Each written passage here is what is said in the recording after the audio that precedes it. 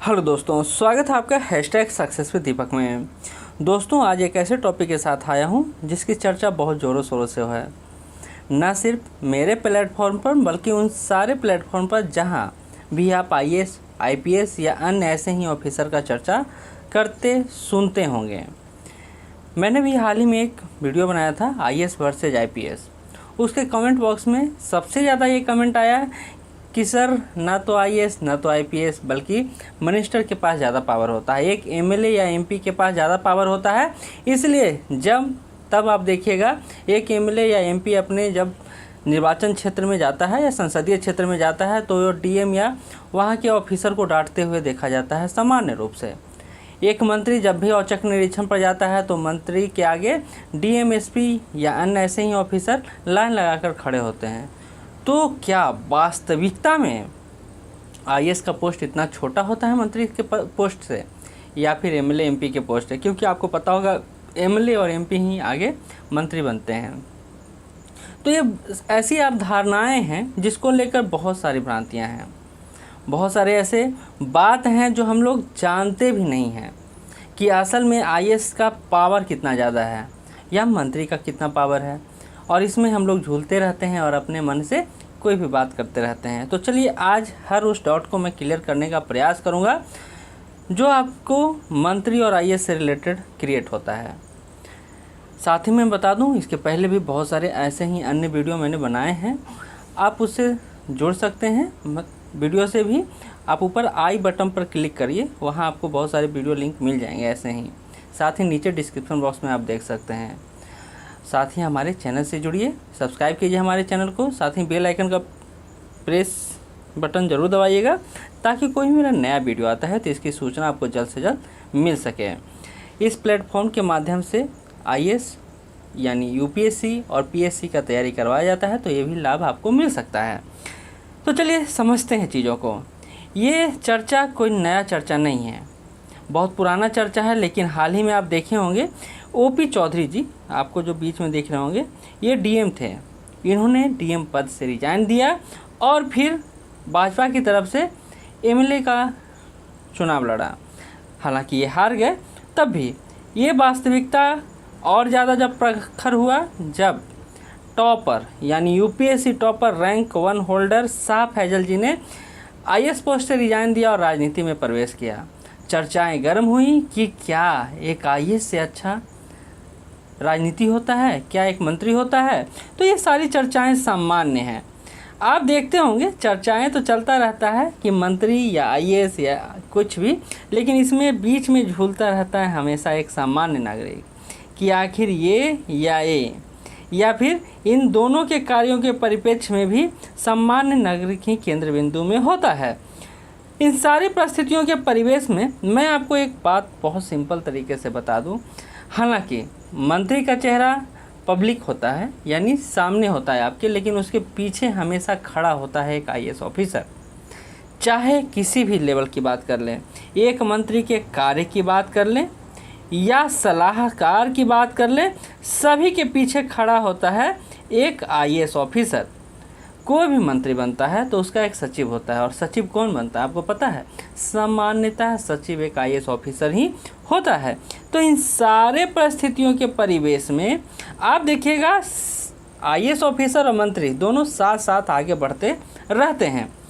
तब आते हैं अपने इम्पोर्टेंट पॉइंट पर अब कि आईएएस बड़ा या मिनिस्टर।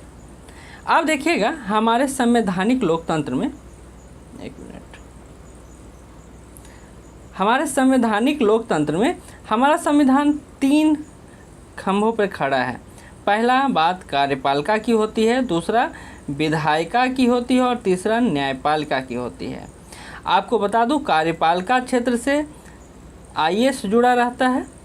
हालांकि इस क्षेत्र में विधायिका का भी योगदान होता है क्योंकि मंत्री हमेशा विधायिका से ही होते हैं, लेकिन तीनों की अपनी भूमिका है, अपने कार्यक्षेत्र हैं। अब बात किया जाए आईएएस और मंत्री का, तो आपको कुछ सामान्य बातें जो आप जानते भी होंगे तब भी याद दिलवा दूं।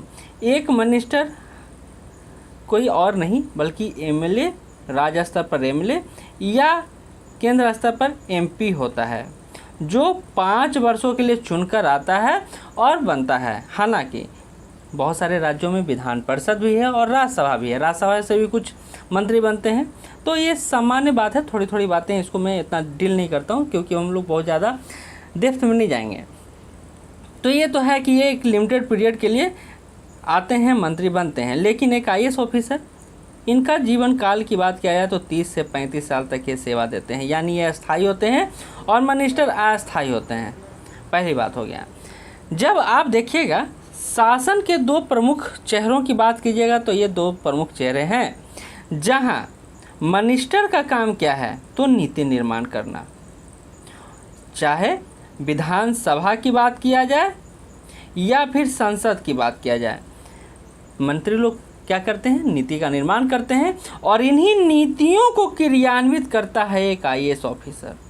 यानी क्रियान्वयन का काम देखा जाए तो IAS ऑफिसर के पाले में पड़ता है। ये हो गया फर्स्ट बात। सेकेंड बात आप देखिएगा, मिनिस्टर के लिए ज़रूरी नहीं है कि आप एक शिक्षित व्यक्ति हों या बहुत ज़्यादा जानकार हों, लेकिन IAS सामान्यज्ञ होते हैं और ये सारी स्थितियों से अवगत होते हैं।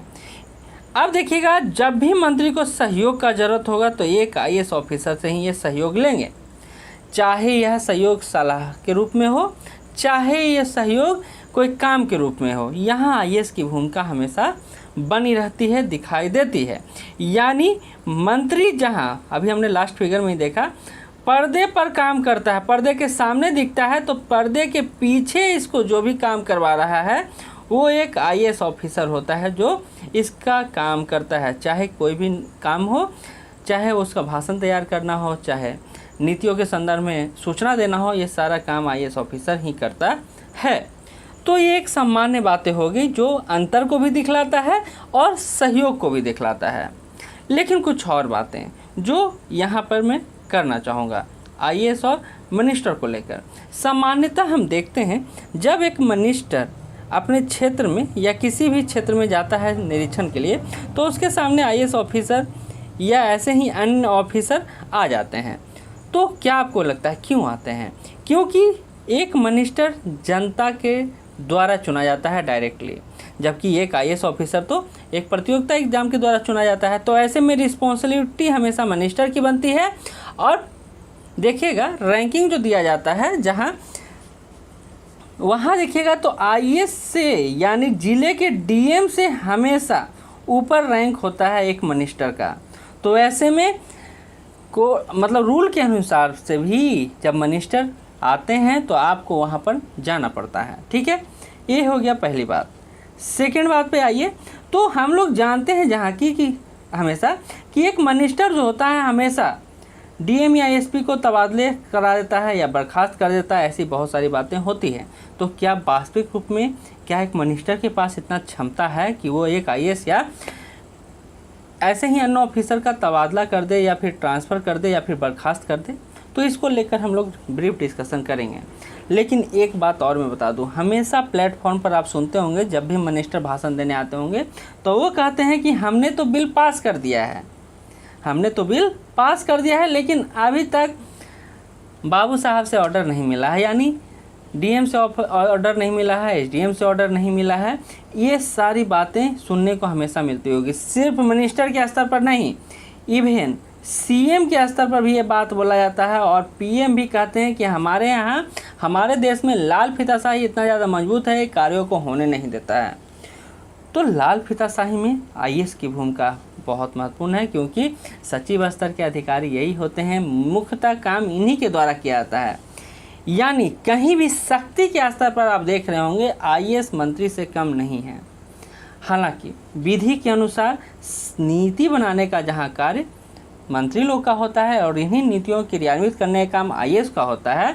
लेकिन आपको एक और बात बता दूं, IAS ऑफिसर के हस्ताक्षर के बिना कोई भी काम नहीं आगे बढ़ता है।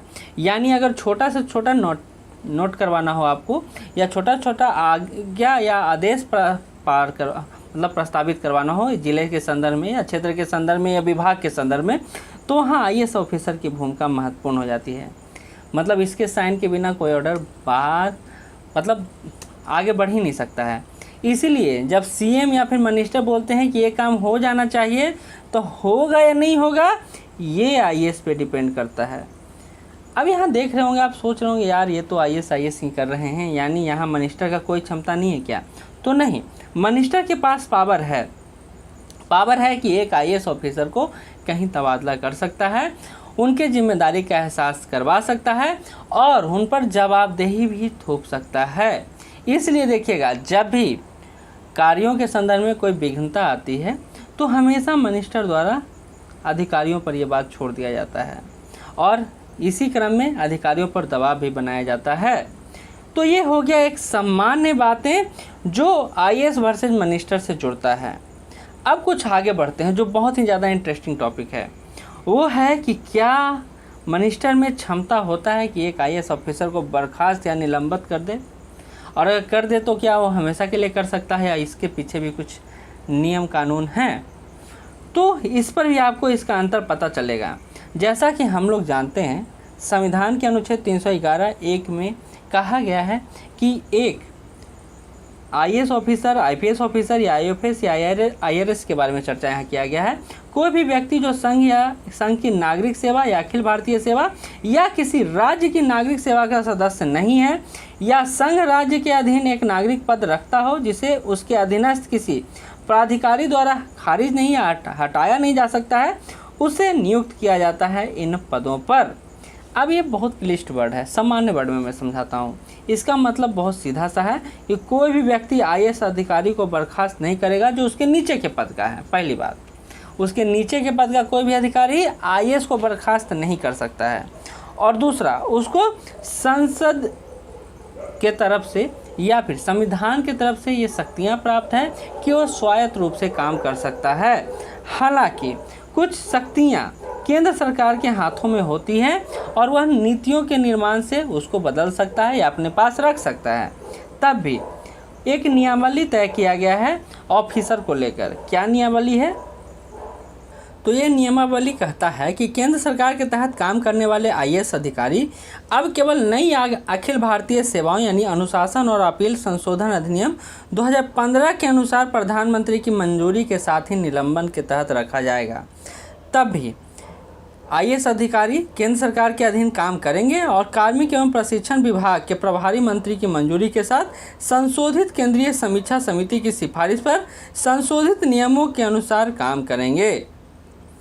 और डीओपीटी जो है यानी कार्मिक और प्रशिक्षण विभाग, जिसके अंतर्गत आईएएस अधिकारी का कैडर बदलता है या फिर रखा जाता है, वो सीधे प्रधानमंत्री के अधिकार क्षेत्र में आता है, प्रभार क्षेत्र में आता है। इसी में संशोधन किया गया है, जो नया संशोधन आया है कि संशोधित नियम सिविल सेवकों को प्रतिरक्षा प्रदान करना चाहते हैं, चाहे वो आईएएस हो, आईपीएस हो या आईएफएस हो। इन अधिकारियों को अपनी कार्यों के प्रति स्वायत्तता देने के लिए कुछ नियम विधान बनाए गए हैं।